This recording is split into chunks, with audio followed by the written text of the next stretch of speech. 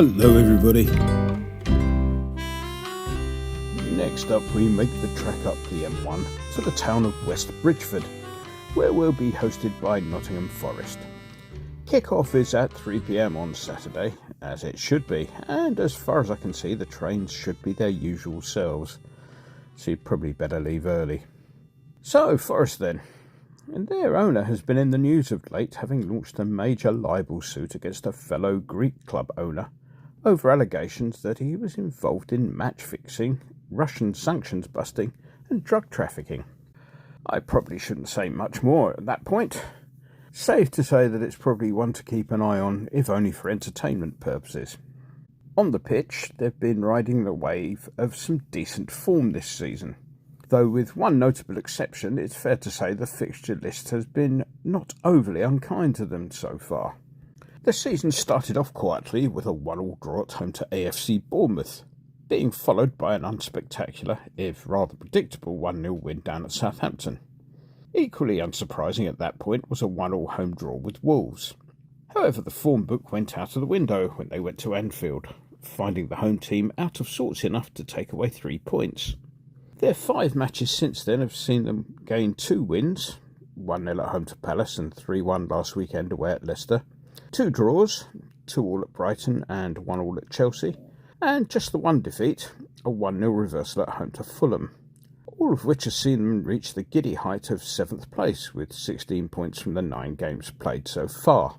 This is 5 points and 6 places above us. There's some interesting statistical stuff going on in there. They've lost just the once, but only one of their 4 wins, the defeat at Palace, came at home. Look, I thought it was interesting, all right. They've gained a reputation for going a bit bonkers during transfer windows, such profligacy contributing to their 4-point deduction for breach of profit and sustainability rules last term. Whilst they didn't get anywhere near the 17 first-teamers who arrived last season this time around, they still managed to bring in 11, including a couple of loan signings. This, of course, was highly annoying for Daisy, who not only had to do the research, but also had the added burden of deciding which ones should not make the cut for the purposes of this report. This means we can ignore Kiwi Marko Stamenic, who arrived for a reported £4 million before being shipped straight back out to Forest's sister club, Olympiacos, for the rest of the season, and also David Carmo, who cost £10 million from Porto, only to be loaned straight back to Olympiacos, where he'd actually been on loan already from Porto. I don't know if they have PSR in Greece, but getting another club to buy your players for you would be a good way of avoiding it, I guess. This left Elliot Anderson as the first signing to make a contribution to the stats this term. Financially, this was one of those completely above board and not at all iffy deals that peppered the summer window before the end of June, as clubs scrambled to beat deadlines for PSR purposes. In this case, Newcastle booked a £35 million fee into the accounts, whilst actually receiving only £15 million in cash, the balance arriving in the form of keeper Odysseus Vlachomidos going in the opposite direction. £12 million went out to Florence, to Fiorentina, in return for the services of Nikola Milenkovic. The Serbian central defender made over 200 appearances for the Italians, and has been an ever-present in the league since coming in for the second match of the season at Southampton. Milenkovic, if you're looking for omens, was part of the Fiorentina side that we beat 2-1 in Prague on that rather glorious night. Another who made his debut in the second match of the season at Southampton was Jota Silva, a £7 million purchase from Portuguese outfit Vitória Guimarães. He's a recent addition to the Portuguese international setup and has a brace of caps, having made his debut back in March, though he did fail to make an appearance during the Euros. They brought in yet another winger in the form of Paraguayan international Ramon Sosa. They paid out £9.3 million to bring him in from Argentina outfit Talleres. The deal was concluded after weeks of negotiations, with Forest reportedly pulling out of an original deal to bring the player in for £15 million. The 2 loan signings both came from within the Premier League. James Ward-Prowse is, of course, a player with whom we're quite familiar. The loan rules mean that he won't be available for Saturday. Now, say what you will of his overall contribution to the game in claret and blue, but we do miss somebody who can actually take corners. Bowen, bless him, for all his attributes, can't take a corner for toffee and has spent much of this season providing catching practice for opposition goalkeepers. Forest's other loan signing was Villa's Alex Moreno, who operates principally down the left-hand side.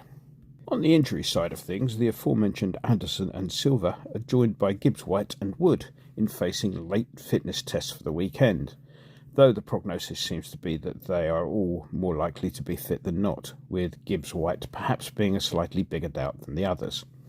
They will be particularly keen to get the Kiwi journeyman Wood out onto the pitch. To say they're reliant on him would be approaching understatement. They've scored 11 in the league this term and he's got 7 of them.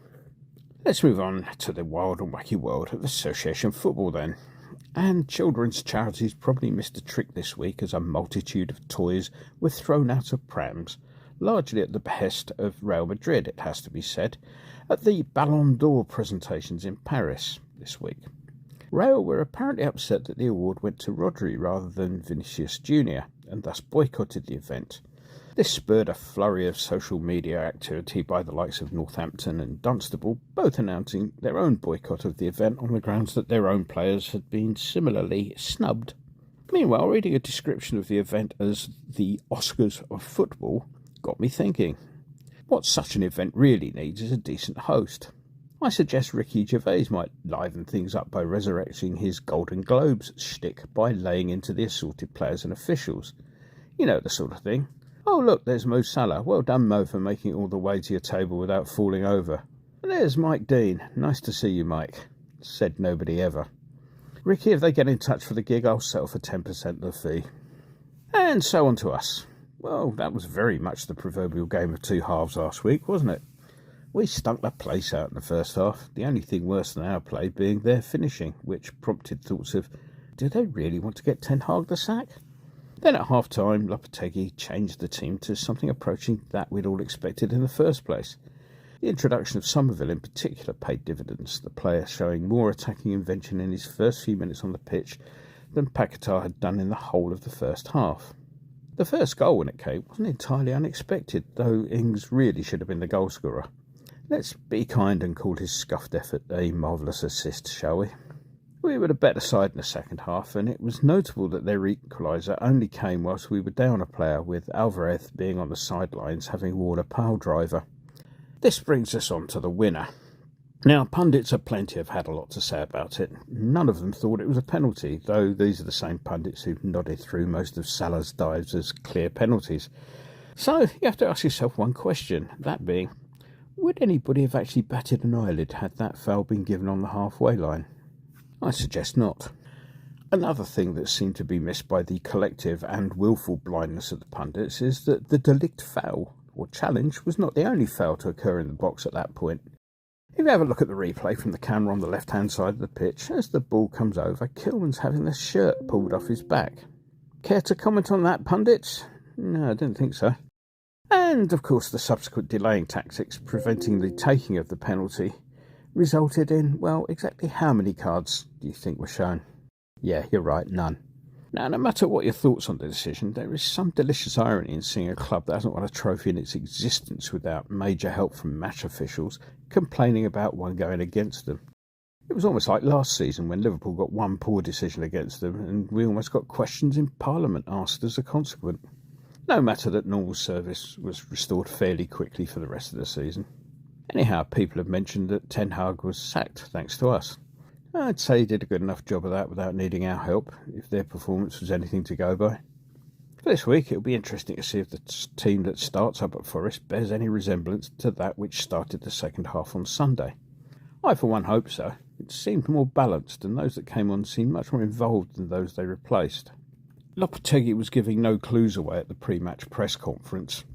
What we do know is that neither Kudus nor Füllkrug will be available, the former serving the second of his 3-match ban for violent conduct, a crime which we now know does not include elbowing someone continually in the ribs, or is that just Van Dijk, and the latter, whose injury is due to heal up any year now. So the prediction then. Well, they're on a good run, but as mentioned earlier, this has largely been based on not playing anybody good thus far. Only one win at home in all of that is an interesting stat. Now, look, it is interesting, all right. And they do seem heavily reliant on just the one source for their goals. That second half for us last week would have given the players a boost, and whilst all week I've been favouring the draw, now that I've come to commit my thoughts to paper and audio, I'm going to be a little bit more optimistic than had previously been my plan. After all, you laughed at my prediction last week, and look what happened. So the £2 that I was going to send Vinicius Jr. to buy himself a new rattle to replace that thrown out of his pram last week will instead be wagered with Mr. Winston on us to make it 2 in a row with a 2-1 win. Enjoy the game.